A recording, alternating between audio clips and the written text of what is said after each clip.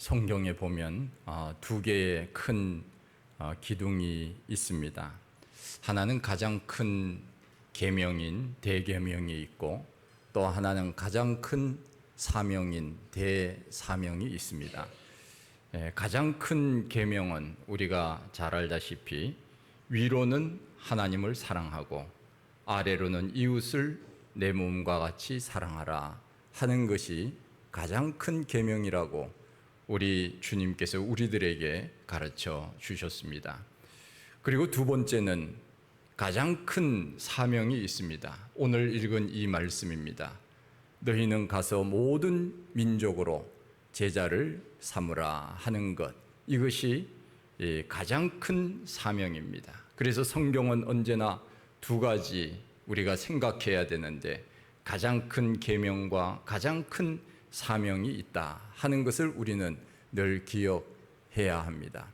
우리 예수님께서 이 세상에 오셔서 공생애를 시작하시면서 제일 먼저 복음을 외치신 내용이 회개하라 천국이 가까웠느니라 하는 그 말씀이었습니다.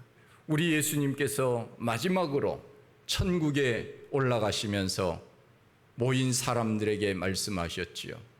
내가 다시 올 테니 너희들은 모든 민족으로 제자를 삼아서 아버지와 아들과 성령의 이름으로 세례를 주라. 내가 세상 끝날까지 너희와 항상 함께 있으리라. 우리 예수님께서 우리들에게 가장 큰 명령을 해 주시고 천국에 가셨습니다. 우리는 어떤 일들을 수행할 때 그 명령을 누가 했느냐, 그것이 참 중요합니다. 옛날에는 임금님들이 사람을 보내어 백성들에게 임금님의 뜻을 전달할 때 그것을 어명이라고 했습니다. 그래서 백성들에게 임금님의 뜻을 받들어서 혹은 문서나 혹은 이야기를 듣고는 이것이 어명이요, 그렇게 하면은 백성들은 꼼짝을 못했습니다. 그만큼 누가 말했느냐에 따라서 그것이 얼마나 엄중한가 가벼운가, 그것을 우리는 알 수가 있습니다. 그렇다면 우리 예수님께서는 어떤 분이십니까? 그분은 하늘과 땅과 이 세상의 모든 권세를 다 가지신 분이라고 했습니다. 성경에 보면은 하나님을 만군의 여호와라고 표현을 많이 했습니다. 만군의 여호와라고 하는 것은 이 모든 것들을 다스리시는 분이라고 하는 의미가 바로 만군의 여호와입니다. 우리 예수님도 그 만군의 여호와 아버지의 뜻을 가지고 이 땅에서 능력과 권세를 행하신 분이십니다. 그렇다면 우리 예수님께서 우리들에게 마지막으로 말씀하신 그 말씀이 바로 우주와 만물을 다스리시는 분, 그분이 우리들에게 명령하신 것이고 말씀하신 것이라고 한다면 그것이 어명을 뛰어넘어서 그것은 천명이라 이렇게 말할 수 있습니다. 하늘의 명령, 하나님의 명령이라고 할 수 있습니다. 가서 제자를 삼으라.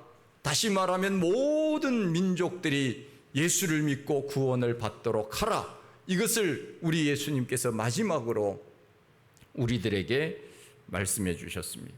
너희는 가서, 너희가 누굽니까? 바로 그 당시에 있었던 사람들, 제자들을 비롯하여서 그 자리에 있었던 사람들, 그리고 오늘 이 시대 우리들을 가리킵니다. 우리 주변에는 아직까지 예수님을 믿지 않는 수많은 사람들이 있습니다. 구원을 받아야 될 사람들이 이 땅에는 80% 정도 됩니다. 10명 중에 8명은 아직까지 예수님을 믿지 않는 사람들입니다.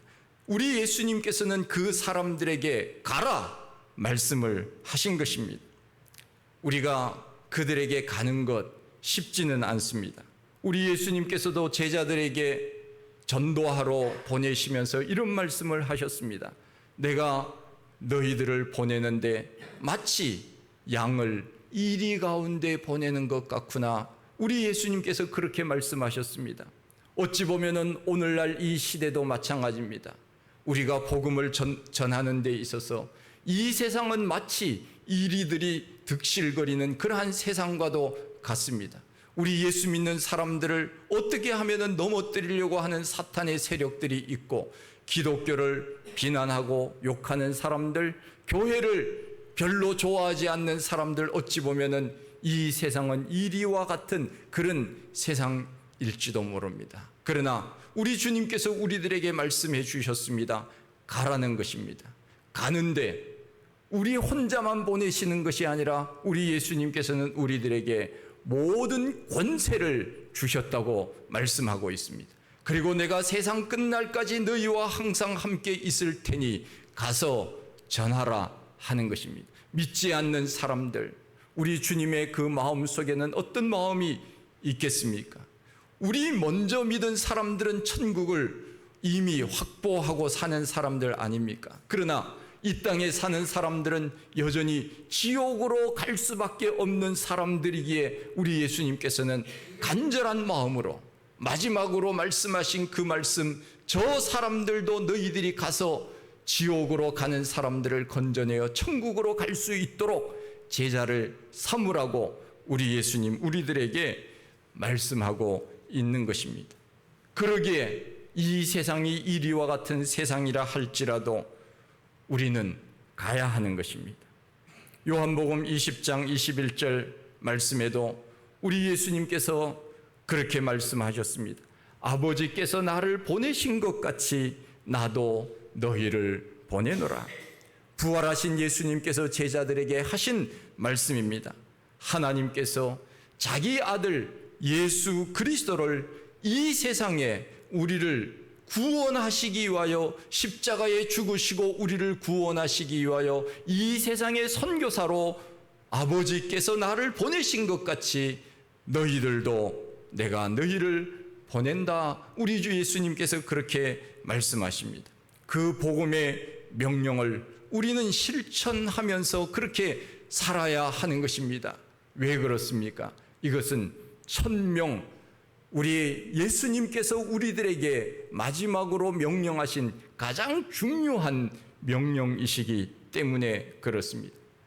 신약의 교회를 부활 공동체라고 이야기를 합니다. 이 말은 부활의 증인이 되라 하는 그런 말입니다. 오늘날 이 땅에 교회가 존재하는 것은 바로 우리가 먼저 믿은 구원받은 백성으로서 부활의 증인으로서의 삶을 살도록 하기 위하여 교회를 세워주신 것입니다. 그래서 교회는 모여서 하나님 앞에 예배하고 말씀을 듣고 공부하고 나가서 주의 복음을 전하는 것이 바로 교회의 사명입니다. 이 부활을 목격한 사람이라고 한다면 누구든지 예수 그리스도의 부활의 증인으로 살아야 됩니다.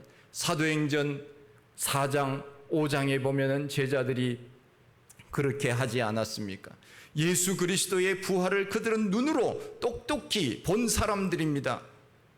수많은 기득권 사람들, 바리새인, 제사장, 이런 사람들이 예수를 믿으면은, 예수를 전하면 가만두지 않겠다고 했지만은 그들은 이렇게 말합니다. 우리가 보고 들은 것을 말하지 아니할 수 없노라.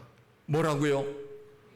우리가 보고 들은 것을 말하지 아니할 수 없노라. 그러면서 그들은 복음을 전하면 가만히 두지 않겠다고 협박하고, 그리고 매를 들어서 그들을 감옥에 넣었음에도 불구하고 예수 그리스도의 부활의 증인으로서의 삶을 사는 것을 그들은 주저하지 않았다는 것입니다. 그래서 예수님께서 사도행전 1장 8절에 말씀하신 것처럼 너가 땅 끝까지 이르러 내 증인이 되라고 한 이 부활의 증인으로서의 삶을 제자들은 그렇게 살았지요. 마찬가지입니다. 오늘날 이 땅의 교회들은 부활 증인으로서 부활의 공동체의 역할을 감당하면서 사는 것, 이것이 바로 교회가 해야 될 일입니다. 또한 마찬가지로 교회는 선교적 공동체입니다. 가서 제자를 삼으라는 것입니다. 성경을 자세히 보면은 구약의 하나님은 오라고 말씀을 많이 하셨습니다. 얘들아, 너희들이 나에게 오라. 호세아서에도 보면은 돌아오라. 우리의 하나님이 간절히 기다리는 말씀들이 있습니다. 돌아오라. 내가 싸매주겠다. 내가 고쳐주겠다. 내가 너와 함께하겠다. 내가 너희에게 복을 주겠다. 우리의 하나님은 우리들에게 오라고 그렇게 말씀을 하셨습니다. 그러나 신약의 예수님께서는 우리들에게 가라고 말씀하시는 내용들이 많습니다. 신약의 공동체는 동사형입니다. 역동적입니다. 기독교는 바로 정적인 교회가 아니라 동적인 교회, 부활의 증인으로서의 공동체, 선교적 공동체의 사명을 잘 감당하는 그런 교회가 되어야 함을 우리 예수님께서 말씀하셨기에 가라, 가서 전하라. 우리 예수님께서는 우리들에게 그렇게 말씀하시는 것입니다. 교회는 모이는 교회, 에클레시아적인 교회가 있고 흩어지는 교회, 디아스포라적인 교회가 있습니다. 우리는 모여서 이렇게 오늘 뭐 하고 있죠? 예배드리고 있잖아요. 모여서 우리가 해야 하는 일이 예배드리는 것입니다. 예배를 드릴 때 말씀을 듣게 됩니다. 예배를 드릴 때 우리의 마음을 하나님 앞에 올려 드리는 것입니다. 하나님은 우리의 예배를 받으시고 우리들에게 위로부터 부어주시는 은혜가 임하게 되는 것입니다. 그래서 우리는 모여서 말씀을 듣고 기도하고 성령 받아서 흩어져서는 그 은혜 받은 것을 전하는 것입니다. 복음을 전하고 이 땅에서 소금과 빛으로 사는 것입니다. 그래서 초대교회는 모여서 기도하고 성령 받고 가르치고 떡을 떼며 그들이 나가서 주의 복음을 전했던 것입니다. 역동적인 교회였습니다. 우리가 먼저 예수를 믿었으니, 구원받았으니 우리는 믿지 않는 사람들에게 가서 전해야 하는 것입니다. 그것이 바로 우리 주님께서 우리들에게 명령하신 최대의 명령, 최고의 명령입니다. 그렇다면 우리는 어디로 가야 됩니까? 누구에게 가야 됩니까? 예수님께서 명령하신 지역은 오늘 성경에 나와 있지 않습니까? 모든 민족에게 가라는 것입니다. 모든 민족, 모든 나라, 모든 사람들에게 가라는 것입니다. 여기서 우리는 예수님의 마음을 알 수 있습니다. 우리 예수님은 시골 나사렛 동네에서 자라나셨습니다. 그래서 우리는 예수님을 이야기할 때 나사렛 예수님이라고 그렇게 앞에다가 이름을 붙입니다. 나사렛에서 주로 생활을 하셨기 때문에 나사렛 예수님이라고 이야기를 합니다. 사람들이 뭐라고 했습니까? 나사렛에서 선한 것이 나겠느냐? 나사렛에서 구원자 메시아가 있다고 하는 이야기를 할 때 사람들이 야, 나사렛 그 시골 동네에 무슨 거기서 메시아가 나 우리를 구원할, 그동안 우리가 수없이 간절히 기다렸던 메시아가 어떻게 그 시골 동네 나사렛에서 날 수 있겠느냐? 사람들이 그렇게 비웃었습니다. 이것은 예수님을 비웃었다 그 말이에요. 그 시골 동네에서 저 예수 그 사람이 메시아라고 구원자라고 코웃음을 친 겁니다. 어림없어. 그 사람은 메시아가 아니야, 구원자가 아니야, 이렇게 말할 정도로 우리 예수님은 시골 출신이었습니다. 그렇습니다. 우리 예수님은 이름 없는 작은 마을 나사렛에서 자랐습니다. 태어난 베들레헴도 작은 마을 베들레헴 떡집이라고 하는 곳에서 태어나셨지. 여러분, 도시 출신입니까? 시골 출신입니까? 도시 출신 있으면 손 한번 들어오시죠. 도시 출신. 저도 손 내려야 돼요. 대부분 특별히 우리가 살고 있는 이 동탄 지역은 우리나라 팔도에서 모이신 분들이에요. 다 이사 와서 여기는 토박이들이 별로 없습니다. 이 동네는 사방팔방에서 다 모여서 이루어진 동네예요. 그렇기 때문에 각자 성향이 다 다를 수 있습니다. 물론 어느 지역이든지 마찬가지지만은 토박이의 그런 어떤 영향력이 그렇게 많지 않은 누구나 주인이 될 수 있는 그런 도시가 바로 우리가 살고 있는 이 동탄 지역입니다. 우리는 어찌 보면은 대부분 시골에서, 요즘은 뭐 그렇지 않은 사람들도 있지만은 어느 정도 나이 드신 분들은 시골에서 대부분 자랐다가 이렇게 도시로 올라오는 그런 일들이 많이 있지 않습니까? 그러기에 우리도 마찬가지로 다 예수님처럼 시골 출신이에요. 시골 출신. 제 아이가 제가 시골 출신이라고 할 때마다 이런 얘기를 하더라고요.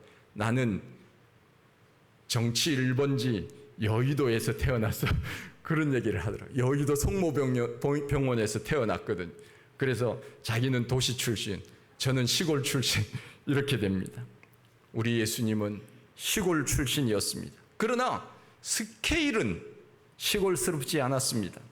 우리 예수님은 시골에서 태어나셨고 시골에서 자라셨지만은, 그러나 우리 예수님은 세계를 품고 계셨습니다. 너희는 가서 여기 나사렛 전도 열심히 해라. 그리고 또 베들레헴 열심히 전도해라. 갈릴리, 가버나움 요 지역만 다녀라. 예수님 말씀하지 않았습니다. 예루살렘과 온 유대와 사마리아와 땅끝까지 우리 예수님의 스케일은 세계를 품고 계셨습니다. 우리 예수님의 스케일은 얼마나 큰지 모릅니다. 우리 예수 믿는 사람도 마찬가지입니다. 우리 예수 믿는 사람들도 스케일이 얼마나 큰지 몰라요. 제가 저 시골 교회 제가 언제 한번 가보았더니 대표 기도를 하시는 장로님께서 세 개를 놓고 기도하시더라고요. 세 개를 놓고. 시골에 있는 어린 아이들도, 나이 드신 할머니, 할아버지들도 세 개를 품고 기도하고 있어요. 아시아, 아프리카, 남미, 유럽, 지구촌 곳곳에 나라와 열방을 위하여 기도하고 있었습니다. 이런 스케일이 어디에서 나왔습니까? 바로 우리 예수님께서 우리들에게 가르쳐 주셨기 때문에 우리는 나도 모르는 사이에 우리 마음속에 그렇지, 세계를 품고 우리가 기도해야 되는구나, 그것을 우리는 배우게 된 것이지. 그래서 나도 모르는 사이에 우리 마음속에서 그렇지, 내가 살고 있는 이 지역뿐만 아니라 이 지구상에 있는 모든 나라, 모든 사람들을 위하여 기도하는 것이 우리 예수님이 우리들에게 가르쳐 주신 선교적 명령이지. 그것을 우리가 알기 때문에 어린아이들도 그렇게 배웠고 어른들도 배웠으니 우리는 세계를 품고 기도하지 않습니까? 저도 축도할 때 전 세계 모든 나라 모든 사람들을 위하여 제가 늘 그렇게 축도를 합니다. 우리 예수님이 우리들에게 그렇게 가르쳐줬기 때문에 우리는 시골 출신이든지 도시 출신이든지 우리는 세계를 품고 기도할 수 있게 된 것입니다. 우리 하나님이 우주와 만물을 만드신 분, 우주에 충만하신 분이시고 우리 예수님이 모든 나라 모든 열방들에게, 모든 민족에게 예수 그리스도의 이 복음을 증거하여 모든 사람들이 예수님의 제자, 예수 그리스도를 믿고 구원받은 백성으로 만들라고 하신 그 명령을 따라서 우리는 세계를 위하여 그렇게 기도하게 된 것입니다. 그래서 우리 예수 믿는 사람들은 어느 종교보다도 세계화가 되어 있습니다. 요즘 글로벌이라고 하는 단어를 많이 사용합니다. 네이버나 구글이나 스타벅스 이런 곳에서 글로벌을 외칩니다. 스타벅스 회장 하워드 슐츠가 1953년생인데 그는 세계에 스타벅스 매장들이 생기게 해달라고 꿈을 가지고 있었는데 그 꿈이 이루어졌습니다. 우리나라에 스타벅스가 교회보다 더 많아요. 얼마나 많은지 몰라요. 그러나 우리 예수님은 이미 2000년 전에 글로벌을 말씀하셨습니다. 그들이 글로벌을 말하기 전에 우리 예수님은 2000년 전에 모든 나라 모든 민족에게 제자를 삼으라고 우리 예수님이 우리들에게 그렇게 말씀하시지 않았습니까? 우리 예수님께서 말씀하신 대로 복음이 예루살렘을 거쳐서 지구를 돌고 돌아 우리 조선 땅까지 오게 되었습니다. 140년 전에 이 땅에 예수 그리스도의 그 피 묻은 복음이 이 땅에 들어오게 된 것입니다. 여러분, 우리나라에 가장 큰 교회들이 많은 지역이 어느 지역입니까? 제가 알고 있기로는 서울이 제일 많지요. 제일 큰 교회가 서울이 제일 많지요. 10,000명 이상 되는 교회. 그리고는 분당에도 10,000명 이상 모이는 교회가 6개 교회가 있다 그래요. 인천에 많이 있습니다. 인천에 10,000명 이상 되는 교회가 제가 알고 있기는 그야말로 한 6개 정도 되는 것 같아요. 왜 인천에 많으냐? 그곳에 처음으로 복음이 들어왔거든요. 인천으로 복음이 들어왔어요. 그래서 제가 옛날에 있었던 주한교회도 10,000명 이상, 지금은 뭐 한 2-3만 명 된다고 얘기를 하는데 복음이 이 땅에 들어왔습니다. 1886년 영국의 토마스 선교사가 제너럴 셔먼호를 타고 한국 땅 대동강에 와서 성경을 나누어 주다가 배에서 내리지도 못하고 순교했습니다. 수많은 선교사들이 한국에 와서 학교를 세우고 병원을 세우고 우리 조선인들을 가르쳤습니다. 언더우드 선교사는 세문안교회와 연희전문학교를 세웠습니다. 아펜젤러 선교사는 정동제일교회와 배제학당을 세웠습니다. 스크랜튼 선교사는 이화학당을 세웠습니다. 베어드 선교사는 숭실학교를 세웠습니다. 연세대, 이화대, 숭실대, 세브란스 병원 등 기독교가 우리나라 근대화에 끼친 영향은 얼마나 큰지 모릅니다. 세상 사람들이 그것을 지금 잘 모르고 있어요. 우리 기독교가 아니었다면 우리나라가 이렇게 발전을 했을까? 우리 기독교의 영향이 아니었다면 의술이 이렇게 발달했을까? 우리는 한번 생각을 해보아야 됩니다. 26살에 토마스 선교사, 27살에 언더우드 선교사, 28살에 아펜젤러 선교사, 20대에 그들은 자기 고국 영국을 떠나 미국을 떠나 망망대해 거쳐 작은 배를 타고 조선까지 온 것은 그들이 부귀영화를 위하여 온 것이겠습니까? 결코 그렇지 않을 것입니다.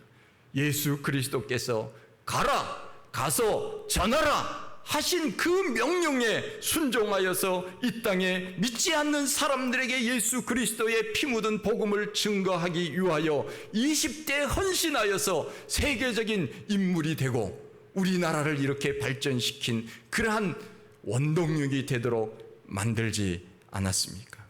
우리는 이 세상에서 우리나라가 그렇게 불교의 나라, 유교의 나라, 미신 섬기는 나라에서 기독교가 들어오지 않았다면 이렇게 세계화됐겠습니까? 이렇게 발전할 수 있었겠습니까? 지구촌 역사 가운데 우리나라처럼 빨리 발전한 나라는 없습니다. 그것은 바로 140년 정도밖에 되지 않은 기독교지만 그러나 그 선교사들의 피와 땀으로 우리의 선조들이 날마다 하나님 앞에 기도함으로 인하여서 우리나라가 이렇게 잘 되었다고 저는 늘 그 은혜에 감사하고 기억하고 있습니다. 이 세상 사람들은 기독교가 우리나라 근대화에 얼마나 많은 공헌을 했는지를 잘 모르니까 교회가 뭐 하고 있느냐? 역사를 공부해보면 기독교는 그야말로 우리나라에서 없어서는 안 될 종교가 되었다는 것을 그들은 나중에 알게 될 것입니다. 우리 기독교는 세계를 품고 기도하는 종교입니다. 저는 할 수만 있다면 우리 다음 세대들이 세계 속에서 활동하기를 저는 늘 원하고 있습니다. 제가 미국에서 조금 살아봤는데 우리나라는 좁아요. 우리가 넓은 것 같지만은 뭐 대한민국이라고 하지만은 작은 나라예요. 작은 나라. 미국에서 사람들이 뭐라 그러는가 하면은 일기예보 할 때 우리 대한민국은 전국적으로 오늘 비가 오겠습니다. 이렇게 얘기하면은 그 미국 사람들은 이게 무슨 말인지 몰라요. 왜냐하면은 미국은 전국적으로 비가 오는 날은 없거든요. 근데 우리나라는 전국적으로 비가 온다. 그만큼 작은 나라다. 그 말이에요. 작은 나라. 그래서 저는 좀 우리의 다음 세대들이 넓은 세상에 가서 좀 살면은 좋겠다 하는 생각을 저는 늘 해왔고, 지금도 마찬가지고, 다음 세대들이 있으면 저는 무조건 외국으로 보내라. 그래서 거기서 좀 많이 배우고, 영어도 배우고 외국어도 배우고, 그렇게 해서 글로벌 인생으로 살면은 좋겠다 하는 생각을 제가 늘 가지고 있습니다. 우리나라에서 영어 배우려면은 평생 영어 배우도 외국인 오면은 도망을 가잖아요. 그런데 어린아이들이 거기에 가면은 1년, 2년 만에 다 할 수 있어요. 어느 정도. 그러면은 비용적으로 따져보면은 어느 것이 더 비용이 절감이 되는지, 할 수만 있다면 그렇게 하면 좋겠다, 그 말이에요. 다 사정이 있어서 어렵겠지만은 할 수 있다면. 제 아이가 늘 이런 말을 합니다. 수많은 지식들은 다 영어로 되어 있다.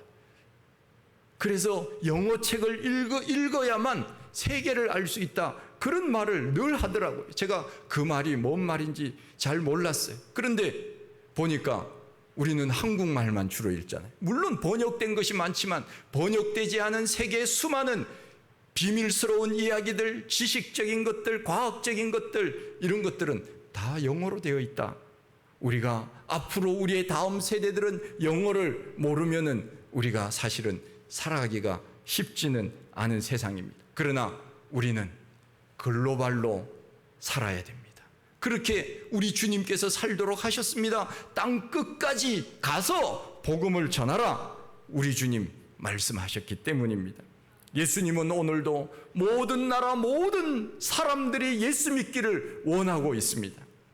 그래서 제자들에게 가라, 가라, 우리 주님 말씀하셨습니다. 선교는 두 가지입니다. 가든지 보내든지, 오와 샌드, 가든지 보내든지, 여러분들 둘 중에 하나 해야 됩니다. 제가 신학교 다닐 때 가장 많이 불렀던 복음성가가 있습니다. 가장 많이 불렀던 복음성가가 뭐겠어요? 뭐 이렇게 막연한 퀴즈를 내면은 여러분들이 뭐라고 대답하겠습니까? 제가 가장 많이 불렀던 복음성가는 실로암이었어요. 어두운 밤에.